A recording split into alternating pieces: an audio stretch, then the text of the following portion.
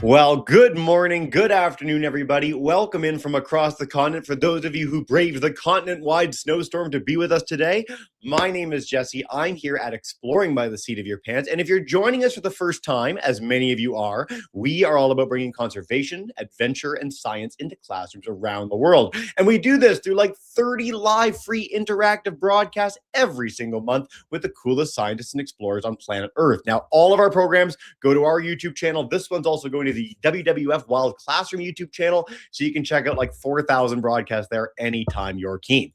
Before I introduce our topic du jour and our excellent speaker, I want to note we do have a Kahoot today. So between our talk and our Q&A, you can play along with a little 4-question quiz to test your understanding and have some fun. Keep it extra interactive in the middle. And as I hinted at a minute ago, we are partnering again with our amazing friends at the World Wildlife Fund. We do a monthly program with them. You can check it out on the webpage below. Lots to explore and discover with pretty much every team over their whole breadth of their organization. Today, we are going to talk about something very different, invasive species, and maybe how delicious they may be. And to do that, we are going to bring in Julia Kurnik, who's going to blow our mind for the next 20, 25 minutes with all her cool expertise. So without further ado, I'm going to zip it. You're not here for me. Julia, welcome to the broadcast. So nice to have you. And thank you so much for joining today. Thank you so much for having me. I'm excited to be here. We have like 930 plus kids from I think every state and province that are either watching live, or if they're snowed in and they're buried and getting their shovel today, they're going to watch tomorrow. So very exciting to have such a wide audience. And if you want to bring up your presentation and to dive in, Sure. let's do this thing. Absolutely. While you're doing that, I'm just going to say, too, I'm an aficionado of backgrounds because I've done like 2,000 of these, and you have one of the better backdrops of anyone we've ever had on. There's like stuffed animals, there's cool books, you got all sorts of neat stuff, and I absolutely love it. So well done. Thank you. Some kid art was back there, too. But, Awesome. You are good to go. This looks great. Couldn't be better. So take us away. Wonderful. Well, thank you again for having me. Thank you, Jesse, and the Exploring by the Seat of Your Pants team, and also the WWF Wild Classroom team. Really, really excited to be here today. So as Jesse said, I'm Julia Kurnik. I'm with World Wildlife Fund, and I'm really excited to talk to you today about invasive species. But first, before we dive into that, I thought I'd share a little bit about myself. And since it would be strange to have my face next to my actual face, a picture of my face, you also get to see my 2 kids here, who I believe are both joining us today. So a special shout out to Shira in 4th grade with Ms. Pilkington's class, and Asher in 1st grade with Ms. Burns' class. So hopefully they're all watching that right now. But I actually am an engineer by training. If there's any engineers or budding engineers out there, anyone who really likes building and tinkering, I also love that. I also love Legos for any Lego lovers out there. So an engineer by training, I worked with that for a little bit, but I also love politics. So after working as an engineer for a little bit in the beginning of my career, I then went to work for somebody then called Senator Obama and eventually President Barack Obama, if that name means anything to anyone out there, and spent about 6 years working for him, campaigning around the country, and then in Washington, D.C. This was a really important part of my career because not only did I learn a ton and experience a lot and have a lot of fun, but that's also where I began to really think a lot about our food system.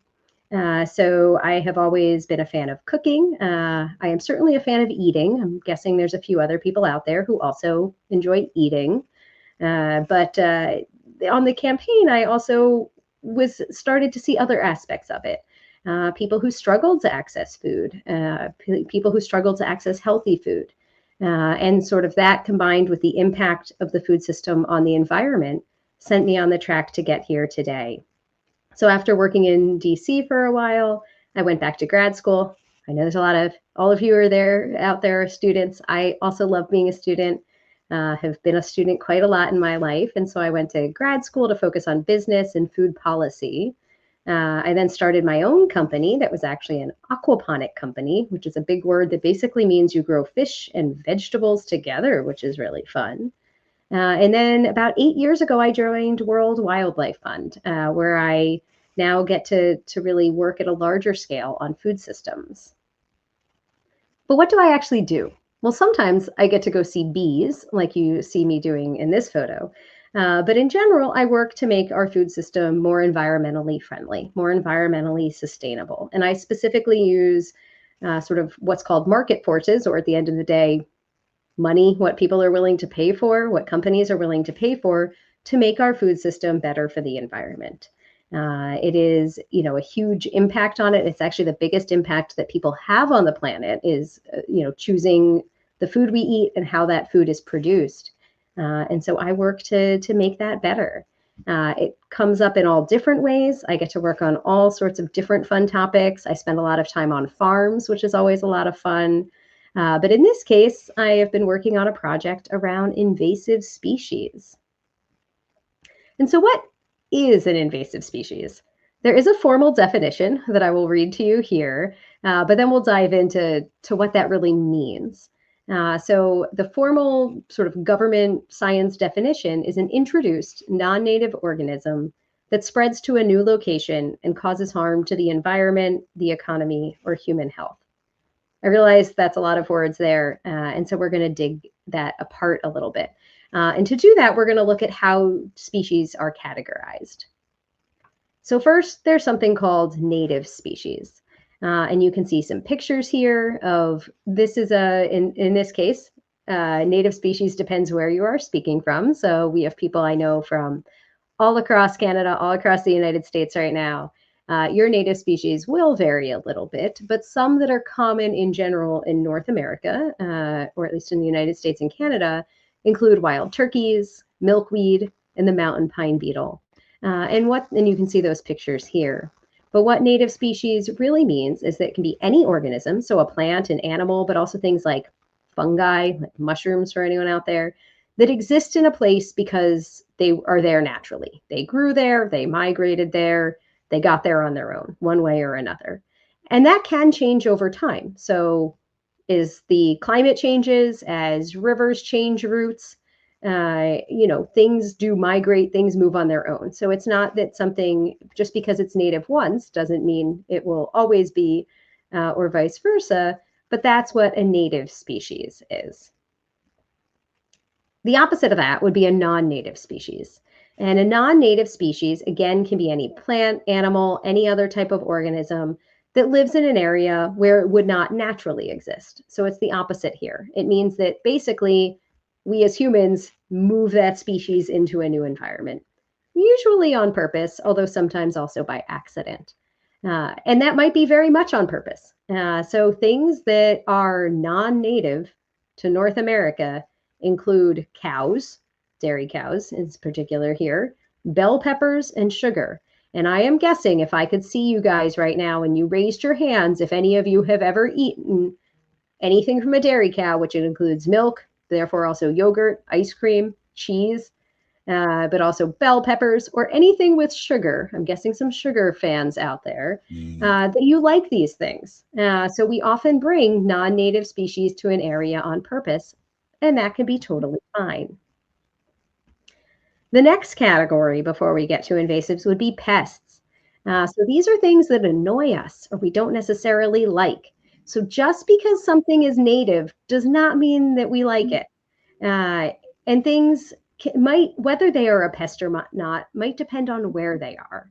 So if you have a mouse outside, perhaps it's totally fine. If it's in your house, maybe you see it as a pest, or maybe you don't, but many people would. And fire ants and mosquitoes might be native to an area. That does not mean that we like them. So pests can be native or non-native. That doesn't necessarily, the word pest does not have any sort of specificity on whether something got to an area naturally or not. But it usually means that we don't like them. And so if we understand all of those, we can now talk about an invasive species. So to be an invasive species, it has to be non-native and it has to cause harm. Both of those things have to be true before something is an invasive species. And that's why things like dairy cows and bell peppers and sugar, we don't really consider invasive species because they're not causing harm. But other things here may. What we see here is a northern snakehead. This is a fish that has taken over a lot of riverways. We see kudzu. I don't know if we have anyone here from the southeastern part of the United States, but if you go to places like Georgia and Tennessee and Mississippi and Alabama, kudzu is everywhere. It looks pretty cool. It looks kind of like Jurassic Park, I think. But it also kills everything else. It takes over all the trees and all the plants. And we also have here zebra mussels. They are also invasive in North America and really outcompete and destroy a lot of other life. So invasives can be things we like or don't like, but they have to have been brought by people and cause harm. And one of the reasons they often cause that harm is because they usually don't have natural predators, so things that eat them, in the area where they are brought. And so they just keep expanding and expanding and expanding. And so a lot of the harm they cause is often environmental. They often hurt other species. They hurt what we call biodiversity, which means the variety of species that live around an area. But they can also hurt in other ways. They can hurt economies. They can destroy how people make money. And they can also spread disease. So they can cause a variety of harms. But remember how I said there's invasive species we like and there's invasive species we don't like? Well, guess what one of the most damaging invasive species is? And I harbor them in my home here. So this is blackberry and Oreo. I had to shut my door of my office so they did not come join this presentation today. And they are an invasive species. They are one of the biggest threats to birds in the country. Not blackberry and Oreo because they stay inside the house, but cats. So sometimes it's species you don't expect, like house cats. House cats are not native to the United States or Canada. They were brought here by Europeans because they didn't want mice. And the cats do a very good job of getting those mice, but also all of the birds and other things. So they pop up sometimes in strange places. So we talked a little bit about those harms that invasive species cause a minute ago. And I said that one of their biggest things is they hurt other species. So if we look at all of the species that have gone extinct in the world, more than half of them, 60% of them, one of the big pieces they went extinct was because of invasive species hurting them. It's not the only reason. Sometimes there's more than one reason that a species goes extinct, but that's a part of it. And they're currently threatening a lot more species. You see some big words here like 230 terrestrial vertebrate species. When you break those words down, it just means land animals with spines. The same way we have a spine on our back, any other animal that has a spine and lives on land. And they are expensive. They've cost the world more than $1.3 trillion over the past 50 years. And every decade, so every 10 years, the amount of money they cost quadruples from the last decade, 4 times as much money. And so they're really harmful, as I said, to the environment, to the economy, to health. They often hurt areas we also care a lot about, like parks where we might want to play, or rivers where we might want to swim. And so that's where we come in. I've been leading a project at WWF to look at how we can use market forces. So again, looking at what things people are willing to pay for to address invasive species. And we are specifically starting with an invasive species here in the United States called carp, and looking at the pet food market. You can see a picture here of Asher, my son, a few years ago now, helping me scientifically understand this problem by feeding some carp to Peaches, our dog. So she was very happy to be a part of this experiment. So carp cause all sorts of trouble. Like many other invasive species, they don't have any natural predators. And going back to our definition, they were brought here by people on purpose. They are native to Asia, where they have predators. They're part of the food chain. They don't cause any problems. But people brought them to the United States in about the 1970s because they thought they would help them eat some other things growing in aquaculture ponds, which is like where you farm fish in a giant pond and grow it on purpose to eat. But as soon as a lot of rain came, if you picture, say you have a cup of water and then it starts raining, that cup overflows and the water gets everywhere. So as soon as there were the first big rains, those fish escaped those ponds, they got into the Mississippi River, and they quickly spread because they don't have any natural predators here in the US. They outcompete all of the other species. So they're really hurting the biodiversity of the river. They're really, it's not that they directly kill the other fish, but what they do is they eat all the food. So then the other fish die out. They're disrupting that food web, and they're hurting the water quality. They hurt it because, well, first of all, they pee and poop in the water. And so there's just so many fish doing that then the water gets pretty gross. And then on top of that, they eat what are called natural water filters. So things like mussels actually clean the water. The mussels in shells, not mussels on our body. They actually clean the water. And so when the fish eat all of them, the water's not getting clean anymore. And they're hurting the local economy. I'm guessing maybe we have some watchers here who are in the US Midwest, not too far from the Mississippi River. And so you may know that what's called sports fishing, fishing for fun, is a big business out there.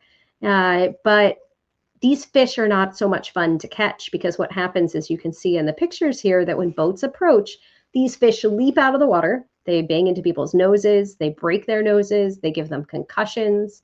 And because they're outcompeting the fish that people want to catch, they're hurting the Midwest economy. And these are really big fish. These fish grow to about 50 to 100 pounds. So I'm guessing quite a lot bigger than some of our listeners here today. And I can personally vouch that these fish jump out of the water.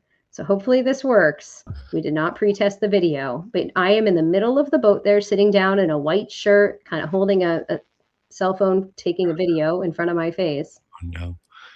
Oh, and hopefully you saw that. Yep. I got carped. Here, you can see it one more time. I got carped. Thank you for that. I got carped. You can laugh. My kids laugh a lot. But that fish jumped straight into my lap. And these carp have really spread. So here's a map of the United States. They have not made it into Canada yet. We are trying to keep them out. But when we say carp, we mean 4 different species of carp. And each of these maps represents a different one. And they are, as you can see, are all over. Maybe you can find yourself on the map if you live in the United States. And the biggest threat now is they're inching towards the Great Lakes, which obviously the United States and Canada share there and enjoy. And so a lot of the efforts now are trying to keep carp out of the Great Lakes.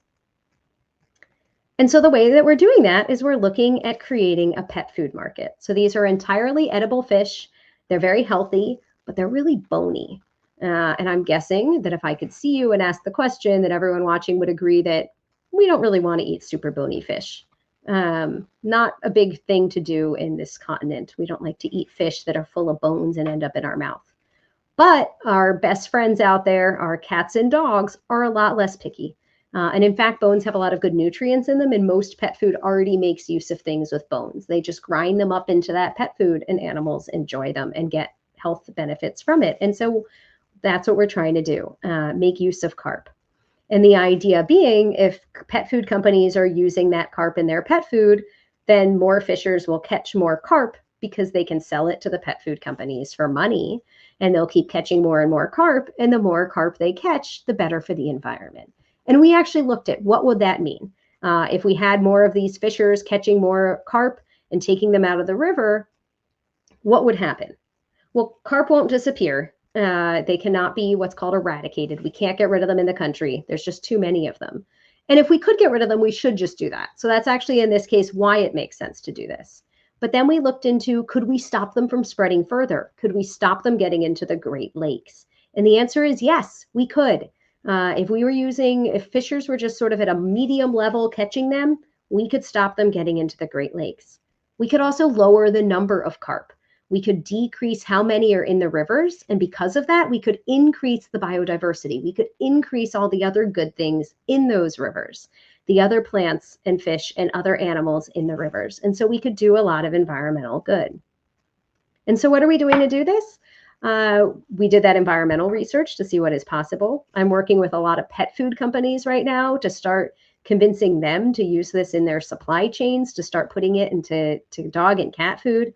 I can't tell you all the details yet, but there will be some big pet food companies using it in their food in the next few months. We are working with some processing companies because the fishers don't sell directly to the pet food companies. They sell to what's called a processing company who makes it into the form that the pet food companies need. And we're really helping to move all of those efforts forward. And we're not stopping with carp. That is the first species we're looking at.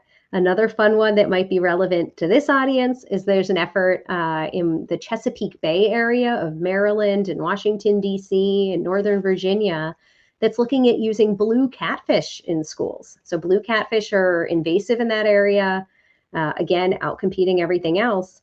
But catfish are delicious. I personally love eating catfish. And so they're serving catfish nuggets and catfish cakes in their schools, starting actually next month, starting in February, so that kids can help eat that catfish and be heroes the same way that our pets eating carp can be heroes. And so what else can you do to help? Well, certainly when appropriate, you can eat them. You can feed them to your pets. Make sure that you're supposed to be doing that. We don't want to do that for all invasive species. Don't go eating the kudzu off the trees. But where appropriate, we do want to do that. You can also, when asked, help catch them. So I don't know if any of you are familiar with spotted red lanternflies that you see here, but they were all over my area a few years ago. And my kids spent a lot of time trying to stomp on them all over our yard because there were campaigns to help stomp them out because they were killing trees. You can also be proactive. You can help plant native species. So if there's anyone out there who likes gardening, who likes planting native species can help push back against the invasive ones. And it also has the bonus that those native species are usually very good for other things in your yard. So animals and birds, like birds and squirrels and other things, butterflies that might feed on those. Keep your cats indoors. I'm a big cat lover. I'm a fan of having cats, but keep them indoors if you have them so they don't eat all the birds. And also don't release other pets. So things like pythons are really invasive throughout all of Florida, and they got there because people bought them as pets and then just released them into the Everglades where they didn't have any predators and they just expanded. So don't do that. And then while I said that usually invasive species are brought somewhere on purpose, sometimes it's accidental on things like hiking boots and boats. So if we have any hikers or boaters out there, if you're walking on trails, hiking, sometimes there's little brushes on the ground and you can rub your boots on them before and after you hike. That helps get off small bugs or small seeds that might lead to plants that are invasive that might be in that forest and then you carry somewhere else. And the same with boats, things cling to the bottom of the boats. And that's how a lot of things like mussels and barnacles move from one place to another. So keep an eye and clean those things.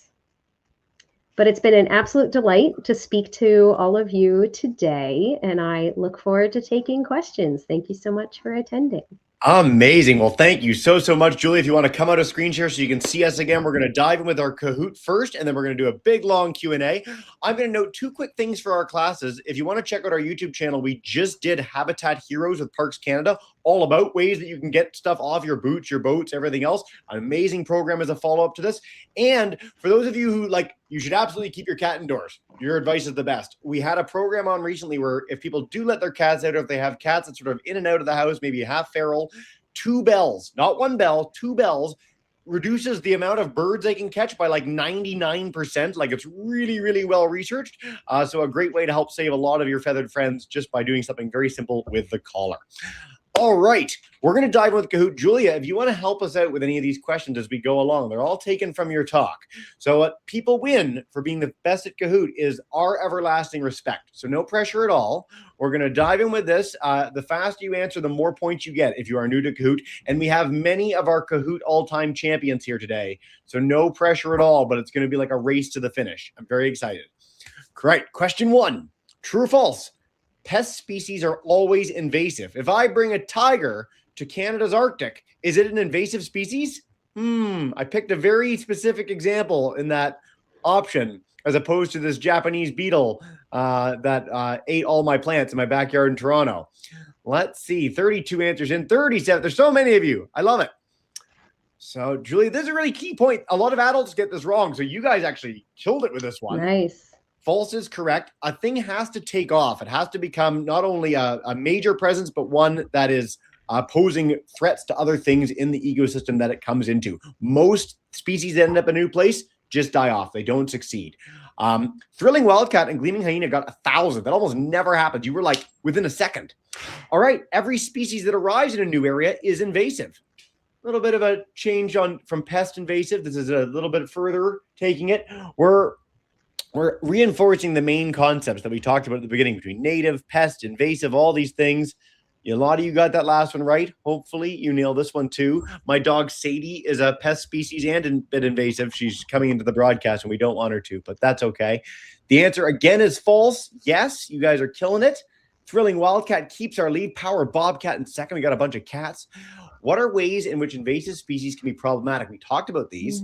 Can bring disease to native creatures, can outcompete native creatures for food, can hurt human infrastructure, or all of the above. And if you've ever joined me for a Kahoot in the past, I particularly like one kind of answer in questions like this. Hint, hint, nudge, nudge. We didn't talk about this, actually. It's really interesting. I love invasive species programs. You did not talk about zebra mussels, which is like the classic in North America as a really problematic one that does hurt human infrastructure. So. But I had them on one of the pictures. They were stuck in there as a photo. I stand corrected. Most people got this right. It is all of the above. Way to go, everyone. Let's see what that does to our leaderboard. Thrilling Wildcat keeps our lead by 3 going into our final question. Mr. Hancock, you guys are going to be first when we do Q&A. What can we do to help? There's more than one right answer. It might be all 4. It might be 2 of them. Is it plant native species, keep cats and other pets indoors, clean your gear before going to new areas, or help catch invasives? Did we talk about any or all of these? Hint, hint, nudge, nudge. Let's see what we've got. Great questions coming in on YouTube as well. Keep those coming. Yes, all 4. You guys are, that's the best any group has ever done with an all 4 multi-select answer. So let's see what that does to our leaderboard. The Mr. Hancock, Lavie, Mrs. Pilkington's class, we're coming to you live. YouTubers, please do share in the chat. Thrilling Wildcat is second. Power Bobcat is third. And first, for all the marbles, is Bubbly New comes in crazy at the end to win the whole thing. Man, it's great you're playing along no matter what. Thank you all so much, everybody.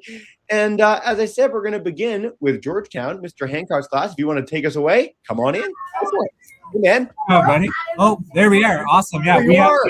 There. We were excited. Awesome. Thanks for the Kahoot. That zebra mussels really triggered a memory there for me.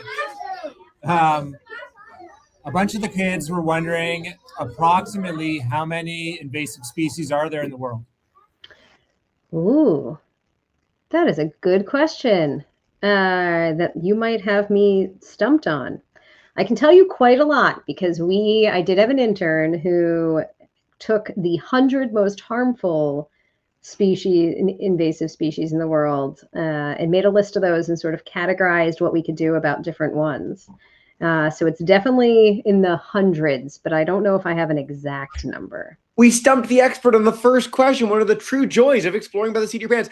We get questions like this a lot. It's actually really, really hard to get a concrete answer on something like this because it depends on where you are. It depends on how well the data has been collected. And we really, I like to use this as an example. We do not have an idea of how many blue whales there are in the world or what exactly they do. This is the largest creature to ever exist ever. And we don't know that much about it. So when it comes to exactly how many invasive species, very, very challenging. The ones that are really having a big impact, we know those really, really well, and we're doing a lot of things to combat them. But that is a great first question, guys. Yeah. Thank you so much. Lavie, North Topsail Beach, come on in, unmute your mic. Welcome back again today, and take us away. Hey. Hi, how are you doing today? Very well, thank you. And you? Oh, go ahead. Your question. So I was wondering, how might the new food pyramid impact food systems and invasive species in the U.S.? Oh. That is another good question. And you might get me in trouble when I give this answer. I will give it carefully. But it is a really good question. So I think what this refers to, I don't know if everyone's aware, the U.S. government has changed their food pyramid, food recommendations. On the invasive species side, I don't know. I think it's a good question. I don't know if it will directly affect invasive species. It does put beef is a priority. So eating beef is now prioritized by the new pyramid. And cows are the worst thing that we eat to the environment. So if we look at the impact of the environment, of food on the environment, If you eat cows, the impact's about up here. And the next highest thing, even other animals, is already down to here. And fruits and vegetables are about down to here. Now, everything in moderation. No one's saying don't eat it. But from an environmental angle, if you're eating beef for every meal, that is not great for the environment. I will say judiciously as well as a Canadian that for any of our friends in other countries, if you look at Canada's or the whole rest of the world's food pyramid, it might be a little bit different than your one right now, and you can take that as you will. But I love the question. Thank you, Levi. YouTubers, please feel free to chime in the chat. We're going to head to Mrs. Pilkington's class. So nice to have you in today for the first time. And if you want to unmute your mic, come on in. Hello, folks. Nice to see y'all. Hello. Do we have I see my daughter there in the front. Nice. Hey guys. So you're in, but your microphone isn't working, which is half the joy of broadcasting. Something should go a little wrong. Of course, you're a class. So it's nice to see y'all. Share in the chat. Type to us in the chat on the side. We'll take your questions, but it's so nice to have you on camera. And thank you so much for being here. Julia, this is, you never know what's going to happen. There's a question. Is there a particularly bad invasive species? You highlighted carp a lot today, in part because they can be used in a good way for some of the ways to combat them. Is there something that we should all on a global scale be like, oh, that's a particularly terrible one? It is a good question. I mean, the problem is they do vary. So what's invasive in one area may not be invasive in another. And I talked about carp because it's an easy one to tackle, but they're not always fish or even animals. So some common ones, there's a lot of really invasive trees out there. So for example, black locusts are a type of tree that is native here in the US, but not native, or it's native in the eastern half of the US. It's not native in the western half of Canada or the US, and it's not native in Europe. And it's very invasive in those areas. So not just not native, but invasive. It destroys pretty much every other tree. It's also almost impossible to get rid of. So if you cut down a black locust tree, it sprouts like 5 more of them from that stump. And if you drop if you're trying to harvest it and move that cut down tree somewhere and anything falls off of it, those can pretty much always just plant themselves and regenerate. It's a beautiful, lovely tree. It's a really hard wood. It doesn't rot, so it's great for building things outdoors. So it can be useful, but it's an example of when it's in an area that nothing attacks it, it just takes over. Another common one that comes up a lot is feral pigs and hogs that just kind of rip up and destroy everything in a lot of places. I'm going to bring up a book that I've literally never talked about in a broadcast. When I was 16, my first science book was this one that I still have today. It's called Out of Eden, and they talk about the brown tree snake in Guam, which is one of the freakiest, weirdest examples of a really invasive species and some of the impacts it's had. So that's just, we've never had that question quite exactly, and I want to highlight that as a great book for our high school audience, for those of you who fit the bill. We're going to head back to our live classes in a second. Miss Lada's virtual school just shared a great question. Has anyone moved invasive plants to help the land live? So is it a good idea to do so? Like, should we go and take them and put them somewhere else, or should we just destroy them? What's the deal? Move the invasive ones, you're saying? Like replant invasive plants elsewhere? Yeah. That's a good question. I don't know if any, so I am definitely cannot speak to all efforts to fight invasives all over the world. If they are, because invasive species are inherently not invasive everywhere, there are going to be places where they are native. If those are in a spot that you can move it from the invasive place to the native place, I think great, that's wonderful. I'm always supportive of saving plants and animals. But often those are far places. So my guess is that it's farther away than would be doable. Now, if it's something you can grow inside that wouldn't spread, the same way we can keep our cats inside, my daughter has a bunch of cacti growing in her room upstairs. They are definitely not native to New Jersey, but they're not going to do any harm in her room where they can't spread or get anywhere anyway. So I also think it depends on, can you move them to a place that they can't spread on their own? Otherwise, you can do your best to fight them. They are tricky to fight, though. It's a really interesting thing, and it's worth noting for our students, because in so many of our programs for conservation, it's like bring back species, fight to save each individual one. And in invasives, it's the opposite. You're quite often trying to kill something or eat something or eradicate something, because without doing that, you risk impacting all the other species. So when you bring something like a feral pig to an ecosystem, it takes over. If you have Burmese pythons in the Everglades, they really do eat pretty much everything. And so there's huge efforts by conservation organizations like the WWF to help get rid of these species, which sounds really weird, but is a good lesson to take from this, is that there's a little bit of nuance in everything. And that's the invasive species point is really, really big. So thanks for the question, guys. All right, we're going to go back to our live classes. Mr. Hancock, come on back in. Hey, Hi. one of my students was wondering, are the invasive species becoming more clever? Are they adapting to the ways that we're trying to get at them, and are they figuring out a way to outsmart us? Yeah. That is a great question, and yes, absolutely. So I didn't actually put it. It's in the full paper. If we do have high school students or others who would like to tackle that, that's coming out. But I talked about one of the reasons invasive species are so damaging is they usually don't have natural predators. Another common characteristic of the ones that do a lot of damage is that they're super adaptable. So that can be to new conditions, to new environments, but to also us trying to get at them. So to go to the example of carp, some of those carp learn how to avoid the nets. They learn how to avoid barriers that are put up. And the problem is you catch obviously the ones that don't know how to do that. And then the wily, tricky ones survive and then go on to have babies that are the smartest and wiliest ones.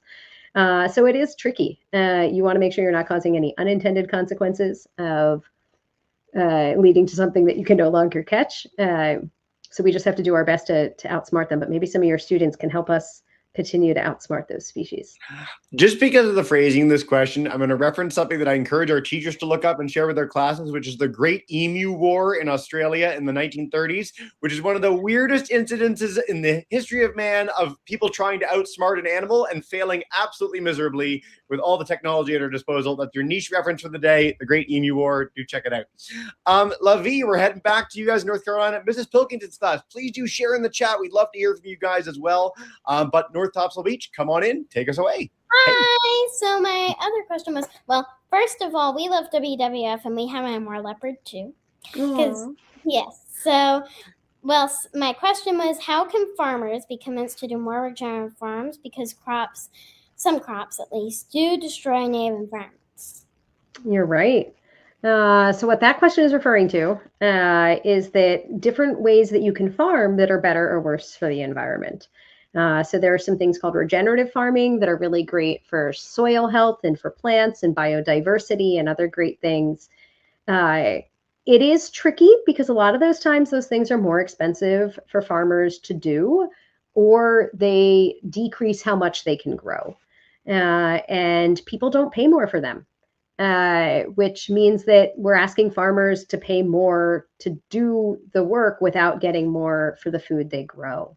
And I don't have a great solution to that. I wrestle with it all the time. A lot of people wrestle with it. But people usually won't pay more for environmentally better things. So I will say, if you're a kid who loves the environment out there, maybe you could go and tell your parents, if they are able to pay more for environmentally friendly things, to try to seek them out. But it's definitely a tricky thing. You have to seek them out. You have to be able to pay for them. And it's complicated. There's a great recent book sort of about how people can help the environment. And one of the essences was, do what you can if you can. Like, do as much as you can. Don't feel guilty if you can't necessarily pay for something. A lot of things can be much more expensive, but it's a great message, and I'm really happy we got that question. Thanks, Lavi, for that, as always. So from Mrs. Burns' class on YouTube, from Mrs. Pilkington's class here, our mix of what's the worst invasive species in New Jersey and in the world. And no pressure, again, very challenging. Yeah, so it's hard to quantify worst. You know, I offered a couple examples there. In New Jersey too. I will say that when I did have this intern, I should have had it on my screen. These 100, when she took it, the 100 worst ones in the world, because there is a classification by an international environmental group who did take a stab at putting in those 100 worst. Cats did come up in the top 10 because they are invasive through so much of the world, and they're just. And I say this as a deep cat lover. But cats are crazy killers. They will adapt. They will go after anything.